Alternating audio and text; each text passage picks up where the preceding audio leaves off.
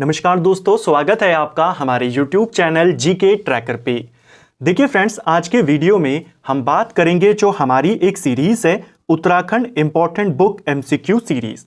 इस सीरीज में हम उत्तराखंड की जो इंपॉर्टेंट किताबें आती हैं उनको सीरियल वाइज एमसीक्यू के फॉर्मेट में डिटेल में कवर यहाँ पे करते हैं। जैसा आप जानते हैं, हमने अभी तक उत्तराखंड की कई सारी इंपॉर्टेंट किताबों के नोट्स को कवर किया है, जिसमें हमने परीक्षा वाणी को थ्योरी में वन लाइनर में कवर किया है। अजय रावत जी की पुस्तक के भी हमने शॉर्ट नोट्स कवर किए थे और पिछले ही हफ्ते एमसीक्यू के फॉर्मेट में भी हम उस किताब को कवर कर चुके हैं। इसी प्रकार हमने बलूदी जी के नोट्स भी कवर किए थे। आज से हम बलूदी जी की पुस्तक को एमसीक्यू के फॉर्मेट में यहाँ पे शुरू करने जा रहे हैं।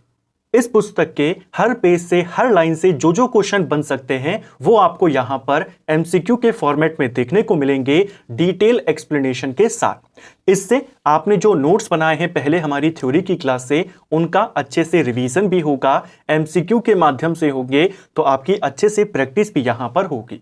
और अब जैसा पैटर्न है, ज्यादा डीप क्वेश्चन आपके बनते हैं, कई सारे क्वेश्चन सीधा बलूदी जी की पुस्तक से उठाकर बने हैं, तो आपको बिल्कुल डीप में एमसीक्यू भी यहां पर देखने को मिलेंगे। कुछ नई क्वेश्चन, घुमावदार क्वेश्चन, कुछ आसान क्वेश्चन इस सीरीज में आपको मिलेंगे। अभी हमने अजय रावत जी की पुस्तक को कवर किया, वो उत्तराखंड हिस्ट्री की एक इंपॉर्टेंट पुस्तक है। इसी प्रकार बलूदी जी की पुस्तक उत्तराखंड की भूगोल के लिए एक महत्वपूर्ण किताब है। तो पहले हमने हिस्ट्री को देख लिया डिटेल में, अब मेन फोकस ज्योग्राफी पे होगा और उसके बाद सभी किताबों का जो मिक्सचर है बीएस नेगी जी की पुस्तक, उसका एमसीक्यू में रिवीजन कर जाएंगे। तो चलिए दोस्तों, आज की इस क्लास को शुरू करते हैं। आज का हमारा पहला क्वेश्चन है, निम्न कथनों पर विचार करें और सही विकल्प का चयन करें। दो कथन यहां पर दिए हैं, चलिए देखते हैं कौन सा वाला यहां पर सही है। पहला, कालिदास ने अपनी रचना कुमार संभव में हिमालय की वंदना की है और उसे अनंत रत्नों का जन्मदाता कहा है। क्वेश्चन ऐसा बन सकता है कि कालिदास की कई सारी रचनाएं हैं, उनमें से किस रचना में कालिदास ने हिमालय की वंदना करी हुई है, तो आप कहेंगे कुमार संभव, और हिमालय को अनंत रत्नों का जन्मदाता कहा है। ठीक है, पहला वाला कथन आपका बिल्कुल सही है। दूसरा, उत्तराखंड हिमालय के मध्यवर्ती भाग का हिस्सा है, यह आपका बिल्कुल सही हो जाएगा। हिमालय का जो मध्यवर्ती भाग है, जिसे मध्य हिमालय के नाम से जाना जाता है, उत्तराखंड इसी मध्य हिमालय का एक पार्ट है। तो ऑप्शन यहां पर सी सही आंसर होगा। दोनों कथन आपके सही हैं। प्राचीन ग्रंथों में इसी मध्य हिमालय को आर्यों का आदि निवास माना गया है। ठीक है, नेक्स्ट है, कालिदास ने अपनी किस रचना में गढ़वाल हिमालय के लिए गौरी गुरु शब्द का प्रयोग किया है। यह क्वेश्चन पेपर में बना हुआ है कि गढ़वाल हिमालय के लिए किस पुस्तक में गौरी गुरु शब्द आया है, तो आप कहेंगे रघुवंश में आया है। ऑप्शन बी सही आंसर होगा। जो महाकवि कालिदास हैं, उनका जो महाकाव्य है रघुवंश, इसमें गढ़वाल हिमालय के लिए इन्होंने गौरी गुरु यानी गौरी के पिता इस शब्द का इस्तेमाल किया है। पेपर में बना हुआ क्वेश्चन है, इसको ध्यान रखेंगे। ठीक है, जो कालिदास की एक पुस्तक है मेघदूत, इसमें अलकापुरी का उल्लेख किया गया है। अलकापुरी जिसे जो मनु है उनका निवास स्थल माना जाता है। ठीक है, और कुबेर की राजधानी भी इसे माना गया है। नेक्स्ट है, भारतीय भूगोल विद्वानों ने हिमालयी क्षेत्र को कितने खंडों में विभाजित किया था। तो जो भारतीय भूगोल विद्वान हैं, उन्होंने हिमालयी क्षेत्र को 5 खंडों में बांटा है। अगर हम उत्तराखंड के संदर्भ में बात करें तो इसमें 5 खंड हैं। कौन कौन से हो जाएंगे? 5 खंड में एक आता है नेपाल खंड, एक आता है कुर्मांचल खंड, एक है केदार खंड, एक है आपका जलंधर खंड और एक आपका कश्मीर खंड। इंडिया के संदर्भ में बात करें तो वहां पर असम हिमालय भी आ जाता है। वो अलग चीजें हैं, वो नदियों के आधार पर बांटा गया है। ये हिमालय को यहां पर बांटा है पौराणिक तथ्यों के आधार पर। तो कितने खंडों में बांटा है? 5 खंडों में। काली नदी से पूर्व का जो इलाका है, काली नदी का पूर्व की ओर, उसे कहा गया है नेपाल खंड। यमुना नदी से लेकर के काली नदी तक का जो इलाका है उसे कुर्मांचल और केदार दोनों कहा गया है, यानी आधा इलाका कुर्मांचल और आधा इलाका केदार। इसी प्रकार जो जालंधर है, यमुना नदी के पश्चिम का इलाका, उसे जालंधर खंड कहा गया है और जलंधर के पश्चिम का इलाका उसे कश्मीर कहा गया है।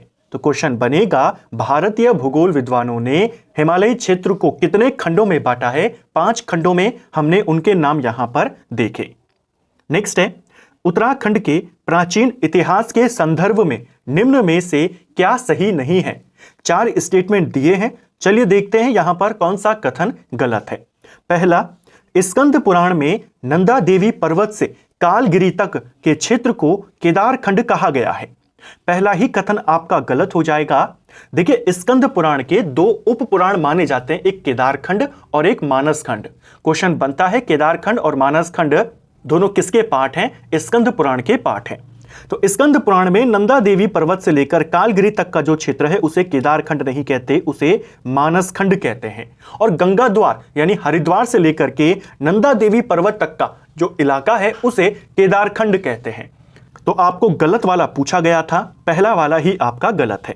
दूसरा, प्राचीन ग्रंथों में मानसखंड केदारखंड के लिए इलाव्रत, ब्रह्मपुर, खसदेश आदि नामों का उल्लेख मिलता है, यह आपका सही हो जाएगा। उत्तराखंड को भी इन्हीं नामों से जाना जाता है। उत्तराखंड किससे मिलकर बना हुआ है? मानसखंड और केदारखंड। मानसखंड कुमाऊं का पौराणिक नाम है और केदारखंड गढ़वाल का पौराणिक नाम है। ठीक है, इन दोनों को संयुक्त रूप से क्या कहा जाता है? इलाव्रत कहा जाता है, ब्रह्मपुर कहते हैं, खसदेश कहते हैं। ठीक है, पाली भाषा के बौद्ध साहित्यों में उत्तराखंड क्षेत्र के लिए हेमवंत शब्द का प्रयोग किया गया है। हेमवंत कह लीजिए या हेमवंत कह लीजिए, एक ही बात है, दोनों पेपर में आए हुए हैं। यह वाला कथन भी आपका सही है। ठीक है, अन्य धार्मिक ग्रंथों में उत्तराखंड के लिए पूर्ण भूमि, ऋषि भूमि, पवित्र भूमि ये सारे नाम आए हैं। ऋग्वेद में उत्तराखंड को देवभूमि कहा गया है। ठीक है, नंदा देवी पर्वत केदारखंड और मानसखंड के विभाजन की रेखा है, ये वाला कथन भी आपका सही हो जाएगा। देखिए, हरिद्वार से लेकर के गंगा द्वार से लेकर के नंदा देवी पर्वत तक जो क्षेत्र है उसे कहते हैं केदारखंड, और नंदा देवी पर्वत से लेकर के कालगिरी पर्वत तक का जो इलाका है उसे कहा जाता है मानसखंड। यानी बीच में कौन सा इलाका पड़ता है? नंदा देवी पर्वत, जिसे गढ़वाल क्वीन भी कहते हैं, चमोली में स्थित है, दोनों की विभाजन रेखा कहा जाता है। इसी इलाके को बदाण क्षेत्र भी कहते हैं, बदाण पट्टी भी कहते हैं और बौद्धांचल भी कहते हैं। ठीक है, इसको भी आपने याद रखना है। यहां पर गलत वाला बताना था, पहला वाला कथन आपका गलत है। क्यों गलत है? उसका सही वर्जन क्या है हमने उसको देखा।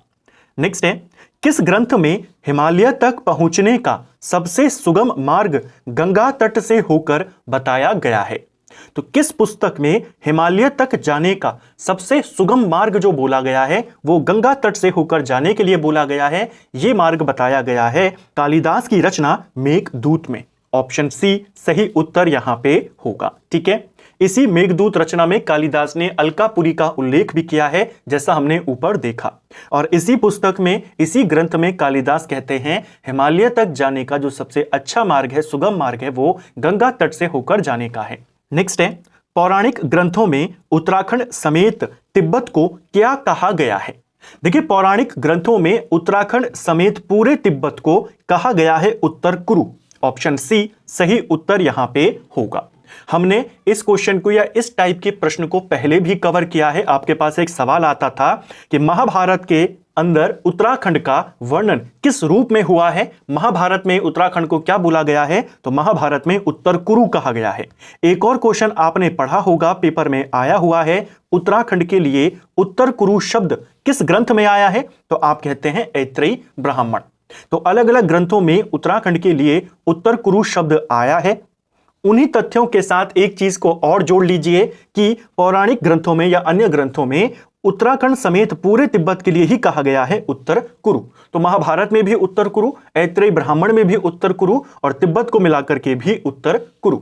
जो मेरठ और हस्तिनापुर वाला इलाका है उसको कहा गया है दक्षिण कुरु। तो इन दोनों को आपने ध्यान रखना है। ठीक है, एक और चीज यहां पर ध्यान रखना, जो दक्षिण कुरु है और जो उत्तर कुरु है, इसके इधर की साइड में पड़ता है हमारा उत्तराखंड, जिसे भाग माना जाता है उत्तर कुरु का, लेकिन ये दोनों कुरुओं के बीच में भी पड़ता है, इसीलिए इसे कारुपथ के नाम से भी जाना जाता है। ठीक है, तो क्वेश्चन बन जाएगा कि उत्तर कुरु और दक्षिण कुरु को जोड़ने के कारण उत्तराखंड का क्या नाम पड़ा? तब आप कहेंगे कारुपथ। ठीक है, वैसे उत्तराखंड किसका भाग माना गया है या उत्तराखंड को क्या कहा गया है? उत्तर कुरु। इस एमसीक्यू वाली सीरीज से आपका यही फायदा होता है कि जो क्वेश्चन आपने पहले पढ़े हैं उन्हीं का थोड़ा सा डीप वर्जन, उन्हीं से रिलेटेड आपके नए कॉन्सेप्ट आपको यहां पर मिल जाते हैं, जिससे आपके जो कॉन्सेप्ट हैं वो और अच्छे से क्लियर हो जाते हैं। तो अब आपको कारुपथ को भी ध्यान रखना है, उत्तर कुरु आपने पहले से पढ़ा हुआ है। नेक्स्ट है, उत्तराखंड का प्रथम उल्लेख किस धार्मिक ग्रंथ में मिलता है? सिंपल सा क्वेश्चन है। उत्तराखंड का पहला उल्लेख हमें ऋग्वेद में मिलता है। ऑप्शन बी सही आंसर होगा। देखिए, ऋग्वेद को विश्व का आदि ग्रंथ भी कहते हैं। विश्व का आदि ग्रंथ या भारत का प्राचीनतम वेद कौन है? ऋग्वेद है। ठीक है, इसी ऋग्वेद में उत्तराखंड के लिए देवभूमि, मनुष्यों की पूर्ण भूमि, इस प्रकार के शब्दों का इस्तेमाल किया गया है। ठीक है, इसी ऋग्वेद का जो ब्राह्मण ग्रंथ है, जिसे ऐत्रेय ब्राह्मण कहते हैं, उसमें उत्तराखंड को क्या कहा गया है? उत्तर कुरु, जैसा मैंने आपको ऊपर कहा। ठीक है, तो उत्तराखंड का पहला उल्लेख हमें ऋग्वेद में ही देखने को मिलता है। स्कंद पुराण में उत्तराखंड के क्षेत्रों के लिए क्या कहा गया है? अब आप आसानी से बता देंगे। स्कंद पुराण में गढ़वाल के लिए केदारखंड कहा गया है और कुमाऊं के लिए मानसखंड कहा गया है। ठीक है, सप्त सिंधु क्षेत्र की 7 नदियां, जिन्हें सप्त सामुद्रिक स्रोत कहा गया है, में इनमें से कौन शामिल नहीं है? देखिए, सप्त सिंधु क्षेत्र की जो 7 नदियां हैं जिनको सप्त सामुद्रिक स्रोत कहा गया है, इसमें अगर हम उत्तराखंड के संदर्भ में देखें तो इसमें सरस्वती नदी को शामिल किया जाता है, अलकनंदा को शामिल किया जाता है, धौलीगंगा को इसमें शामिल किया गया है, पिंडर नदी को शामिल किया गया है, इसके अलावा मंदाकिनी को किया गया है और भागीरथी को किया गया है। ये 6 नदियां हैं। 7वीं नदी के रूप में नवालका नदी या नयार नदी को किया गया है। तो इन 7 नदियों को कहा गया है सप्त सामुद्रिक स्रोत, जिसमें अलकनंदा है, पिंडर है, मंदाकिनी है, नंदाकिनी इसमें शामिल नहीं है। ऑप्शन बी सही उत्तर यहां पे होगा। ठीक है, नेक्स्ट है, ऋग्वेदिक सिंधु के नाम से किस नदी को जाना जाता है? तो इनमें से ये जो हमारी सप्त समुद्रिक स्रोत नदियां हैं, इनमें से किस नदी को ऋग्वैदिक सिंधु कहा गया है? ये कहा गया है अलकनंदा को। ऑप्शन सी सही उत्तर यहां पे होगा। अलग अलग नदियों को जो इंपॉर्टेंट नदियां हैं उन्हें कुछ इंपॉर्टेंट नाम, विशेष नाम दिए गए हैं। जैसे अलकनंदा को ऋग्वैदिक सिंधु कहा गया है। गंगा नदी के लिए यहां पर त्रिपथका कहा गया है। इसको भी ध्यान रखेंगे, क्वेश्चन बनता है। और ये वाला क्वेश्चन पर्यायवाची में भी बनता है हिंदी के अंदर कि बताइए गंगा के पर्यायवाची शब्द। तो गंगा के पर्यायवाची शब्दों में सुरसरी आता है, जानवी नदी आता है, मंदाकिनी आता है, देव नदी आता है और त्रिपथका भी आता है। ठीक है, जल्द हिंदी की शब्द भंडार की क्लासेस को भी कवर करेंगे। रेगुलर बेस पे लाने का मैं प्रयास करूंगा, जिससे हमारी हिंदी के शब्द भंडार भी रेगुलर बेस पे कवर होते रहे। तो ऋग्वैदिक सिंधु अलकनंदा को कहा गया है और त्रिपथका ये कहा गया है गंगा नदी को। जानवी नदी को इसमें बद्री प्रभावा के नाम से भी जाना जाता है। ठीक है, बद्री प्रभावा। ठीक है, नेक्स्ट है, चंद राजा लक्ष्मीचंद और पंवार राजा श्याम शाह का उल्लेख किस मुगल कालीन पुस्तक में मिलता है? तो इनमें से किस मुगल कालीन किताब में जो चंद राजा है लक्ष्मीचंद और जो गढ़वाल के राजा थे उस समय श्याम शाह, उनका उल्लेख मिलता है? क्वेश्चन पेपर में बना हुआ है इससे मिलता जुलता। सही आंसर है जहांगीरनामा। ऑप्शन डी सही उत्तर होगा। देखिए, जो जहांगीरनामा है इसके अंदर कुमाऊं के राजा या कुमाऊं पर्वत का राजा लक्ष्मीचंद का उल्लेख है और श्याम शाह का श्याम सिंह के नाम से यहां पर उल्लेख किया गया है। इसी पुस्तक में यह वर्णन किया गया है कि जहांगीर ने जो श्याम शाह था इसको हाथी घोड़े उपहार में दिए थे। सवाल बना है पेपर में कि किस पंवार शासक को जहांगीर के द्वारा हाथी घोड़े उपहार में दिए गए, तो आप कहेंगे श्याम शाह। इसका वर्णन कहां मिलता है? जहांगीरनामा में। देने वाला राजा कौन था? जहांगीर था। ठीक है, श्याम शाह को लेकर एक बात और याद करेंगे। श्याम शाह पहला पंवार शासक था जिसने मुगलों से भेंट करी थी। सवाल बनता है मुगलों से भेंट करने वाला पहला पंवार राजा कौन था? श्याम शाह था। माना जाता है 1621 के करीब इसकी मुलाकात होती है जहांगीर से आगरा के अंदर। ठीक है, और श्याम शाह को हाथी घोड़े उपहार में जहांगीर के द्वारा दिए गए। उसका वर्णन भी इसी पुस्तक में किया गया है। श्याम शाह को लेकर हमने पहले भी कई सारी बातों को देखा है। श्याम शाह ने जो कुमाऊं का उस समय वहां से भाग करके एक राजा यहां पर आया था जो आगे चलकर कुमाऊं का राजा बना, त्रिमल चंद, उसको शरण दी थी। क्वेश्चन बनता है, श्याम शाह को गढ़वाल का तुगलक भी कहते हैं, इसे घमंडी राजा भी कहते हैं और इसे विलासी राजा भी कहते हैं। श्याम शाह की मृत्यु अलकनंदा नदी में डूबने के कारण हुई थी। सवाल आता है किस पंवार राजा को तैरना नहीं आता था, तो आप इसी का नाम बताएंगे क्योंकि डूबने के कारण, नाव पलटने के कारण इसकी मृत्यु हुई थी। सवाल बनता है किस राजा के समय में हमें सती प्रथा का पहला उल्लेख मिलता है गढ़वाल में, वो भी श्याम शाह था। श्याम शाह की मृत्यु के बाद इनकी 60 रानियां थी जो सती हुई थी, ऐसा कहा जाता है। ठीक है, कुछ एक्स्ट्रा बातें जो आपको साथ साथ रिवाइज करते हुए चलना है। पहले भी आपने कई बार इनको लिखा होगा, नोट्स बनाए होंगे, लेकिन ये जो हमारी प्रैक्टिस सीरीज है इसमें बस आपको उनको क्लियर करते हुए चलना है। जो एक्स्ट्रा फैक्ट आपको लगे, जो आपको याद नहीं है, आसानी से याद नहीं है, उनको नोट करें और बाकी चीजों को रिवाइज करते हुए चलें। नेक्स्ट है, नंदा देवी का सफल आरोहण पुस्तक किसकी रचना है? तो नंदा देवी पर्वत का सफल आरोहण यह रचना है टिलमैन की। ऑप्शन बी सही आंसर होगा। अब टिलमैन कौन है? ओडेल और टिलमैन दो व्यक्ति हैं। पहले व्यक्ति हैं जिन्होंने नंदा देवी पर्वत का सफल आरोहण किया था। सवाल आता है नंदा देवी पर्वत का सफल आरोहण करने वाले पहले पर्वतारोही कौन थे? तो ओडेल और टिलमैन का नाम बताएंगे। इसी की पुस्तक है नंदा देवी का सफल आरोहण। ठीक है, अगर आपके पास सवाल आ जाए कि नंदा देवी पर्वत का आरोहण करने का पहला प्रयास किसने किया था, तो प्रयास किया था टीजी लॉन्गस्टॉफ ने। इसने 1905 में प्रयास किया लेकिन यह असफल रहा। बाद में 1936 में जो ओडेल और टिलमैन थे, इन दोनों ने सफल आरोहण किया था। ठीक है, इसकी जो यह पुस्तक है टिलमैन की, इस पुस्तक की जो भूमिका है उसको लिखा है इसी लॉन्गस्टॉफ ने। और इसमें लॉन्गस्टॉफ कहता है कि मैं एशिया के जितने भी पर्वतीय क्षेत्रों में गया हूं उनमें सबसे सुंदर क्षेत्र उत्तराखंड है। क्वेश्चन बन जाएगा किसने कहा है कथन, क्योंकि कथन वाले क्वेश्चन भी बने हैं आपके आगे, हम देखेंगे जब इस पुस्तक के और एमसीक्यू को देखेंगे कथन कैसे आपसे पेपर में बनते हैं। तो इसकी भूमिका लॉन्गस्टॉफ ने लिखी है जिसमें उत्तराखंड को सबसे सुंदर कहा गया है। अगला, हरिद्वार से मानसरोवर तक के क्षेत्र में फैला हुआ है। तो हरिद्वार से लेकर के मानसरोवर तक का इलाका, इसे कहा गया है केदारखंड और मानसखंड, यानी दोनों। ऑप्शन सी सही उत्तर यहां पे होगा। ठीक है, देखिए माना जाता है कि प्राचीन काल में इस क्षेत्र के अंदर शैव संप्रदाय के दो प्रमुख केंद्र यहां पर बन गए थे। एक बना था केदारनाथ धाम या केदारखंड जिसको कहा गया, और एक बना था मानसरोवर। तो केदारनाथ का जिस क्षेत्र में प्रभाव था उसे केदारखंड कहा गया, मानसरोवर का जिस क्षेत्र में प्रभाव था उसे मानसखंड कहा गया। तो हरिद्वार से लेकर के नंदा देवी पर्वत तक, जैसे मैंने आपको कहा, उसे केदारखंड कहा गया, और वहां से आगे तक मानसरोवर तक या काली नदी जो बहती है पूर्व में, वहां तक के इलाके को मानसखंड कहा गया। ठीक है, इसकी सीमा जो केदारखंड और मानसखंड है, जैसे हम आज देखते हैं कुमाऊं और गढ़वाल, तो उत्तराखंड की सीमा की अगर हम बात करें तो पश्चिम में टोंस नदी है, हिमाचल से सीमा बनाती है, और पूर्व में हमारी काली नदी है जो नेपाल से सीमा बनाती है। ठीक है, नेक्स्ट है, नाग कन्या चंपावती किस स्थान से तप करने चंपावत में आई थी? देखिए उत्तराखंड शब्द को लेकर के कि उत्तराखंड कहां से, कैसे और कब प्रचलन में आया, उन्हीं से मिलते जुलते ये सवाल है, उन्हीं से संबंधित सवाल है।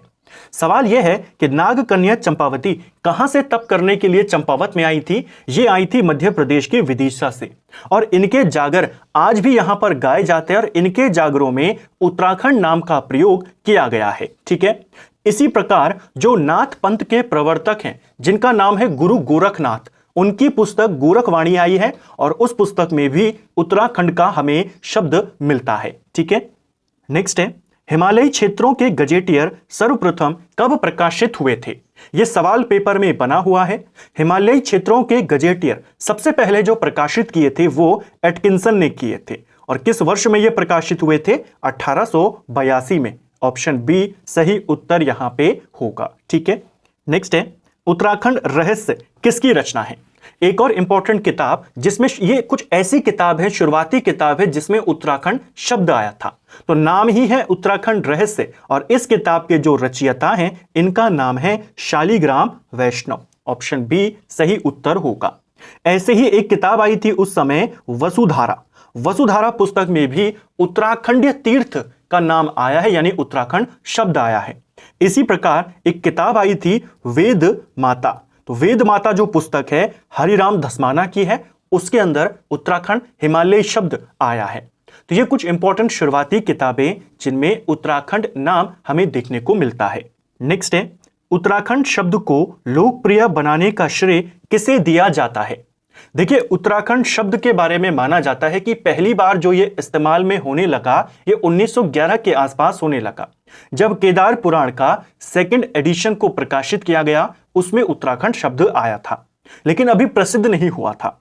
उत्तराखंड शब्द को उसके बाद कुछ इंपॉर्टेंट किताबों में इस्तेमाल किया गया जिनके नाम मैंने आपको अभी बताए, लेकिन इस शब्द को लोकप्रिय बनाने का जो श्रेय दिया जाता है वो शिव प्रसाद डबराल को दिया जाता है। शिव प्रसाद डबराल की कुछ इंपॉर्टेंट रचनाएं आई, जिसमें थी आपकी उत्तराखंड यात्रा दर्शन, पेपर में पूछी गई है, किसकी किताब है? शिव प्रसाद डबराल। इसके अलावा उत्तराखंड का इतिहास, 12 खंडों में इन्होंने उत्तराखंड का इतिहास लिखा। इन किताबों के माध्यम से इस शब्द को काफी ज्यादा लोकप्रियता मिली। तो उत्तराखंड शब्द को लोकप्रिय बनाने का जो श्रेय जाता है वो इन्हीं को जाता है। शिव प्रसाद डबराल को लेकर हमने कई बार सवालों को देखा है। इन्हें चारण के नाम से जाना जाता है। क्वेश्चन बना था पेपर में कि किस व्यक्ति को चारण के नाम से जानते हैं, वो है शिव प्रसाद डबराल।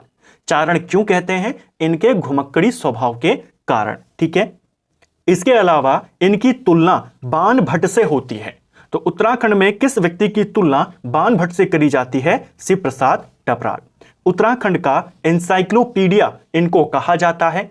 इनकी कुछ इंपॉर्टेंट किताबें हैं, दो तो मैंने आपको बता दी, दोनों पेपर में आई हैं। और उत्तराखंड का इतिहास कितने खंड में लिखा है वो भी पूछा जा सकता है, 12 खंड में लिखा है।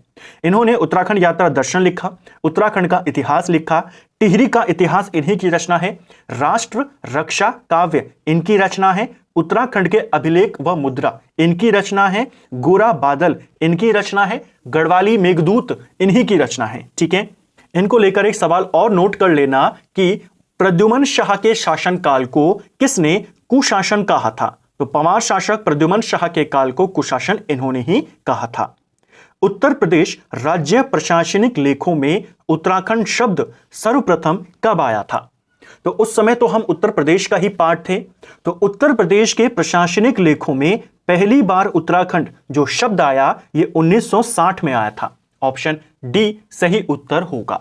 1960 में आप जानते हैं 24 फरवरी 1960 को उत्तराखंड के 3 सबसे बड़े जिलों का गठन किया गया, जिसमें चमोली था, उत्तरकाशी था और पिथौरागढ़ था।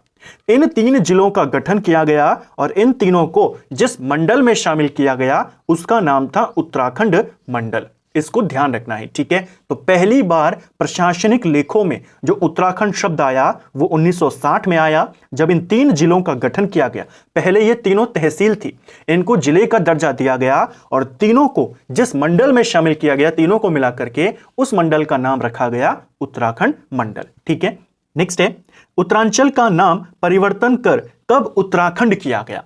देखिए, जब उत्तराखंड शब्द बन गया था, उत्तराखंड शब्द लोकप्रिय भी हो गया, प्रशासनिक लेखों में भी आ गया, जब नए राज्य की मांग चल रही थी तब भी यही था कि जो राज्य बनेगा उसका नाम उत्तराखंड रखा जाएगा, क्योंकि यही पहाड़ी जिलों को वहां पर शामिल करना था, जिसमें विशेषकर आपका पौड़ी था, नैनीताल था और ये सारे 3 हमारे बड़े जिले थे, चमोली, पिथौरागढ़, उत्तरकाशी और साथ में जो हमारा अल्मोड़ा का इलाका था।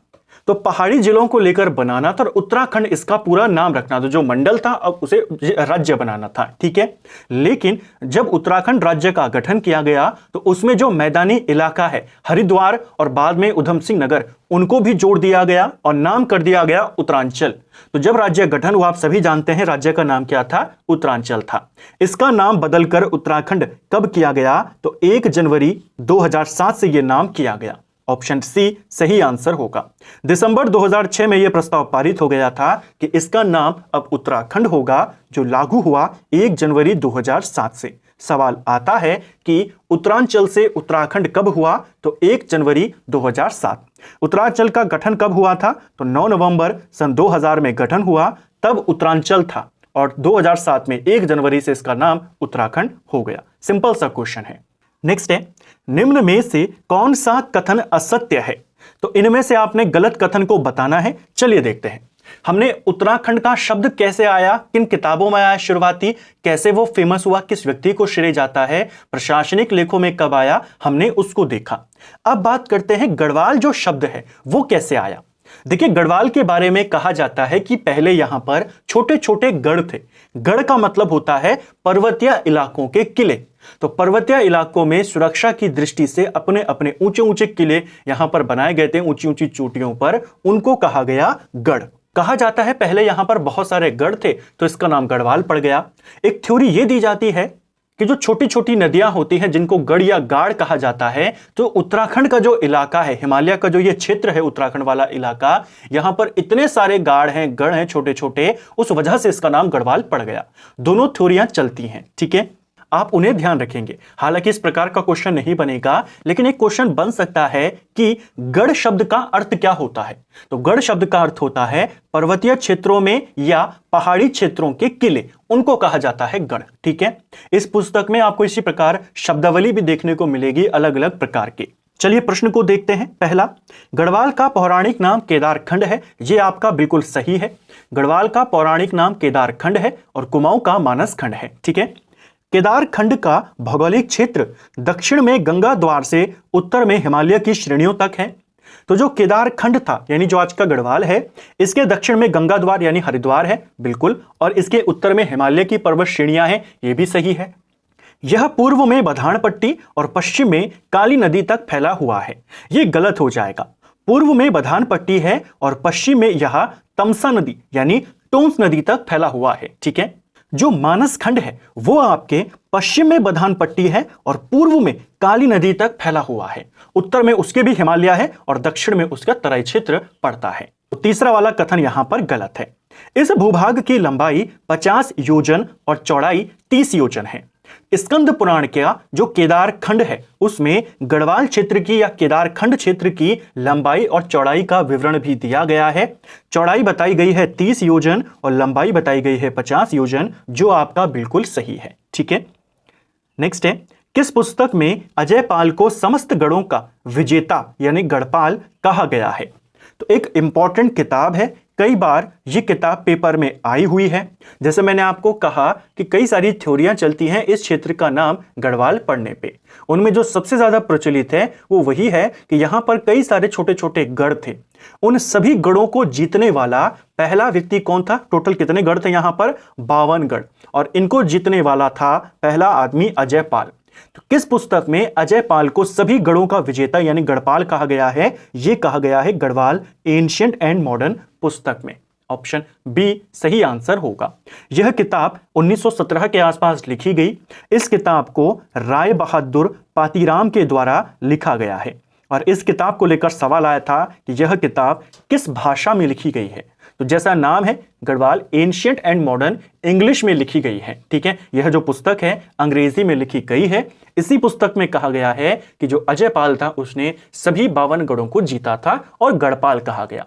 एक कहानी सबसे प्रचलित यही है कि 52 गढ़ थे, अजय पाल ने सभी गढ़ों को जीता, गढ़पाल कहा गया, और उसके इलाके को उसने जो राज्य जीता उसे गढ़वाल कहा गया, ठीक है। इसको ध्यान रखेंगे। तो फ्रेंड्स, ये था हमारा आज का वीडियो जिसमें हमने जो हमारी सीरीज है Uttarakhand GK important book series, जिसमें हम सभी किताबों को एमसीक्यू के रूप में कवर करेंगे। आज बलूदी जी की पुस्तक से पहला पार्ट हमने कवर किया। ऐसे ही आपको आने वाली क्लासेस में इस किताब से डीप क्वेश्चन, डिटेल क्वेश्चन यहां पर देखने को मिलेंगे, जैसे हमने अजय रावत जी की पुस्तक को कवर किया है। जल्द ही अजय रावत जी की जो पुस्तक है उसका एक मास्टर वीडियो भी आपको देखने को मिलेगा, जिससे आप एक ही वीडियो के माध्यम से अपना एक क्विक रिवीजन वहां पर कर पाएं। उम्मीद करता हूं आपको आज का वीडियो पसंद आया होगा। अगर आपको यह वीडियो पसंद आई है तो वीडियो को लाइक करें, चैनल पर नए हैं तो सब्सक्राइब करें, अपने दोस्तों के साथ शेयर करें। वीडियो आपको कैसा लगा कमेंट बॉक्स में हमें जरूर बताएं। Thank you friends.